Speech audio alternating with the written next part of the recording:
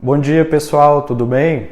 Hoje eu vou falar com vocês sobre um tema que gera muitas dúvidas recorrentemente no consultório, em salas de aula, em conversas com amigos profissionais, que é exatamente sobre o manejo nutricional, quais os cuidados nutricionais que nós devemos ter para garantir um bom funcionamento da glândula tireoide.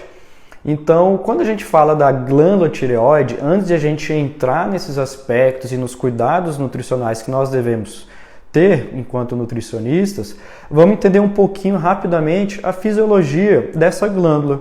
Então, para que a gente produza os hormônios T3, os hormônios T4, a gente precisa de alguns cofatores. O primeiro fator que a gente precisa para sintetizar os hormônios T3 e T4, que vão ser a triiodotironina e a tetraiodotironina, ou também chamada de tiroxina, é o iodeto. O primeiro mineral, o primeiro nutriente que a gente precisa na nossa alimentação é o iodeto. Por quê? Esse iodeto ele vai vir da nossa alimentação, vai cair na corrente sanguínea e depois esse iodeto ele vai para dentro da tireoide.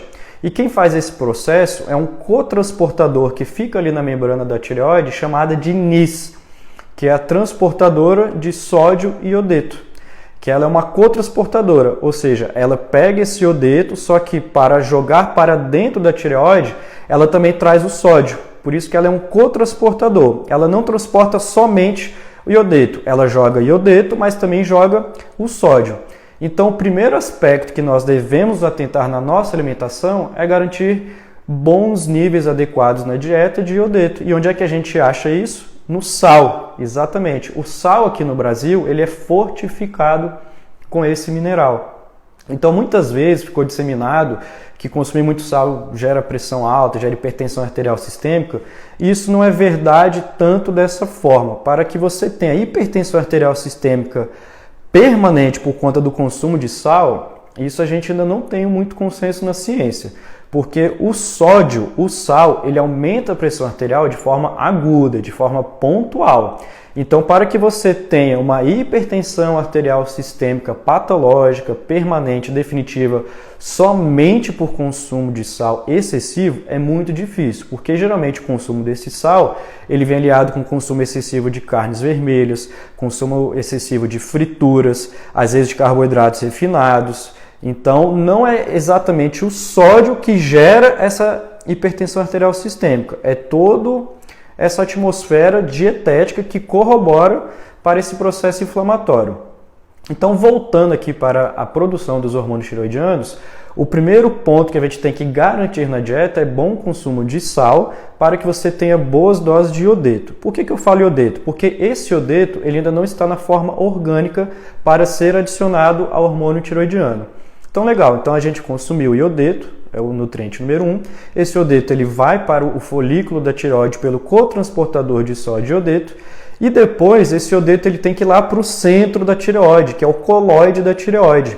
E aí quem vai fazer esse transporte vai ser um canal chamado de pendrina. A pendrina é um canal que fica dentro do folículo tireoidiano, que vai pegar o iodeto que está aqui no folículo e jogar o iodeto para o coloide, que é o centro da tireoide. Então basta a gente lembrar que o folículo começa com a letra F, que fica fora, e o coloide começa com a letra C, que fica ao centro. Então a gente tem a tireoide, aqui no meio a gente tem o coloide e aqui por fora nós temos o folículo.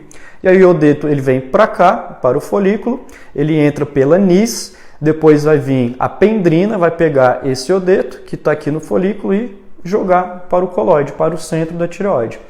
Paralelo a esse processo, o nosso retículo endoplasmático rugoso ele vai estar produzindo uma proteína chamada tireoglobulina.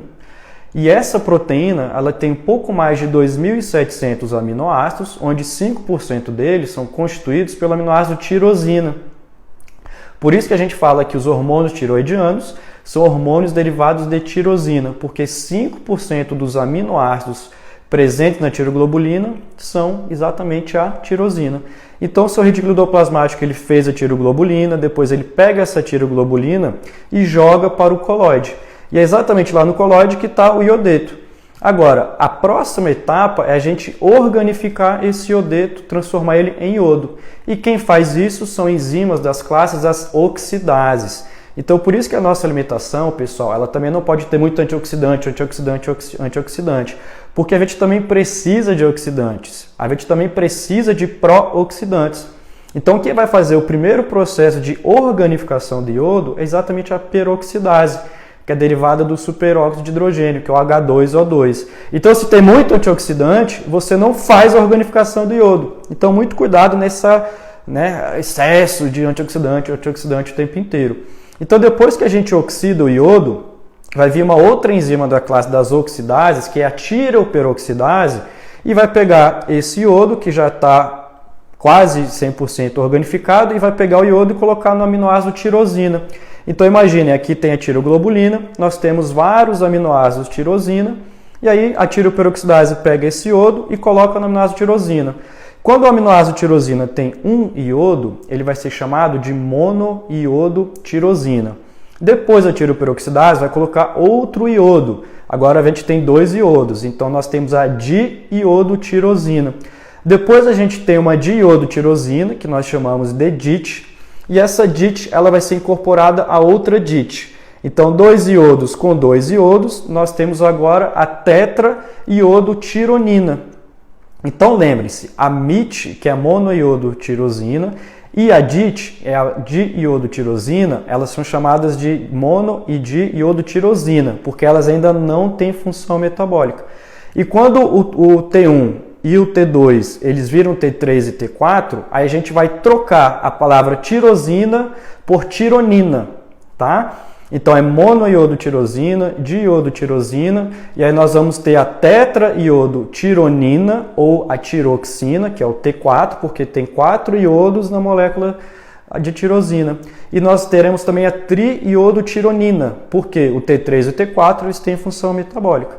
Beleza, agora começa o processo. A tiroperoxidase, que é a enzima que coloca o iodo no aminoácido tirosina e que faz a produção de T3 e T4, ela é uma M-proteína, ou seja, ela é uma enzima que depende muito de ferro. Então, se a gente também tem que garantir iodeto na dieta, a gente também precisa garantir bons níveis de ferro para produzir bons níveis de tiroperoxidase e fazer a adição do iodo ao aminoácido tirosina para a gente fazer o T3 e o T4. Então, quando a gente fala de exames laboratoriais, a gente tem que olhar como é que estão os níveis de ferro sérico e os níveis de ferritina. Então, o ideal é que o ferro ele esteja ali em torno de 50 a 100 e a ferritina em pelo menos 50, né? 50 a 100 para homens e mulheres, tá? Então, para a gente garantir bons níveis de ferro, avaliar ferro e ferritina, manter ali em bons níveis entre 50 e 100 para homens e mulheres, para garantir bons níveis de tiroperoxidase. Em seguida, tem uma enzima que vai pegar um iodo da molécula T4 e vai tirar esse iodo. E quem faz a conversão do T4 em T3, ou seja, você tem um aminoácido tirosina que tem 4 iodos. Vai vir uma enzima e vai tirar esse iodo. E aí você vai ter 3 iodos. Quem faz isso é uma enzima chamada deiodinase ou desiodase. Então, essa enzima, essa enzima depende de zinco, depende de selênio e depende de cisteína, tá? Então, para que a gente garanta boa conversão de T4 a T3, a gente tem que ter selênio, a gente tem que ter zinco e a gente tem que ter cisteína na alimentação. Então, o selênio nos níveis sanguíneos, no exame de sangue, ele tem que estar aproximadamente em pelo menos 100 a 120. E o zinco, ele tem que estar em pelo menos 100 a 110 nos exames laboratoriais. Então, para garantir a boa produção e a boa conversão dos hormônios tiroidianos, a gente vai precisar de iodeto, a gente vai precisar de zinco, a gente vai precisar de selênio e a gente vai precisar de cisteína. Agora, não é um mineral, na verdade um antioxidante, uma proteína extra que favorece muito a saúde da tireoide, é a coenzima Q10, a ubiquinona. Por quê? Os estudos mostram que bons consumos de coenzima Q10 aumentam a capilaridade da tireoide, ou seja, aumenta a quantidade de vasos sanguíneos que chegam na glândula tireoide. Favorece o quê? O quadro de angiogênese. Então, se chega mais sangue, chega mais oxigênio, chega mais nutrientes, você garante uma melhor saúde da sua glândula tireoide. Então, vale lembrar que a gente produz 40 vezes mais T4 do que T3, mas o T3 ele é 100 vezes mais potente do que o T4. Então a gente tem que garantir boas produções de T4 e boa conversão de T4 em T3.